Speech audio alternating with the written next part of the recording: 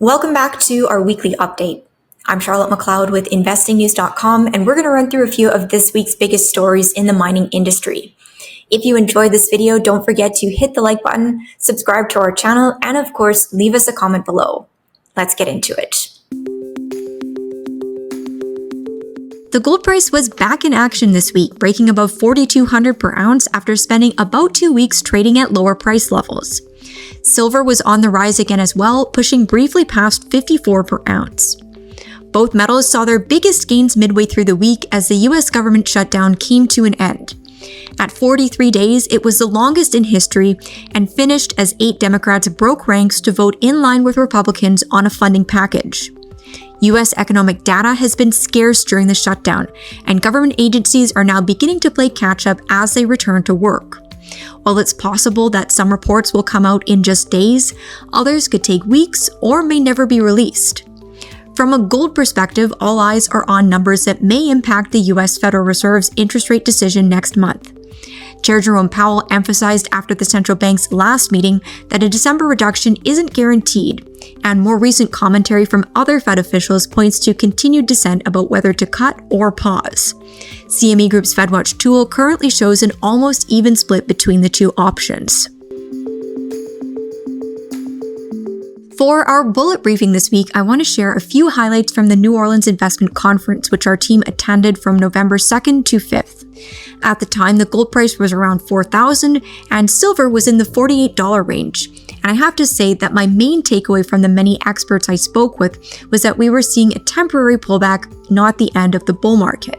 That idea was almost immediately proven right as prices for both metals rebounded this week. That said, it's worth noting that most of the people I heard from weren't expecting such a quick turnaround. In general, the consensus was that prices could remain at lower levels for weeks or months, with some saying gold could fall as low as $3,600. Does that mean a deeper correction is still to come? Time will tell. On that note, another topic that came up frequently at the event was taking profits.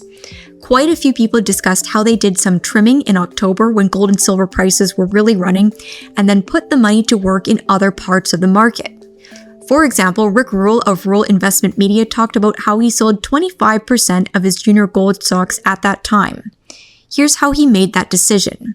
We were in a period 5 weeks ago where there were no asks, there were all bids. And I've learned in the market to do what's easy. If there's no bids, be a bid. If there's no asks, be an ask. And the sector was white hot. There were so many junior financings. And when a company's financing, they're telling you that your cash is worth more than their stock. Well, they should know what their stock is worth. Since they were selling, I decided I would sell some too. But what was most important to me was personal. I've been a heavy investor in the sector since 2020. And I was at a period of time where I could, by selling a quarter of my position, recoup all of my capital and pay the capital gains tax and have the rest for free.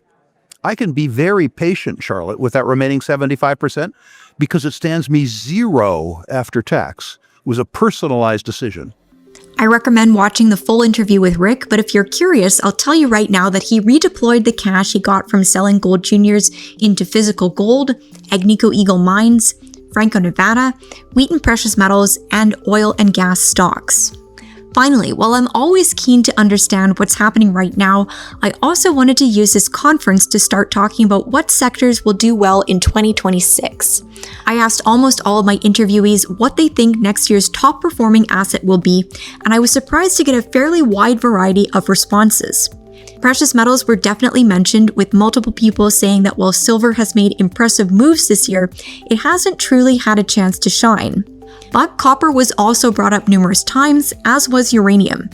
And I got a couple of outlier responses too, including emerging markets, which Peter Schiff discussed, and oil and gas, which Rick Rule said would be his pick for top performing asset in terms of risk to reward.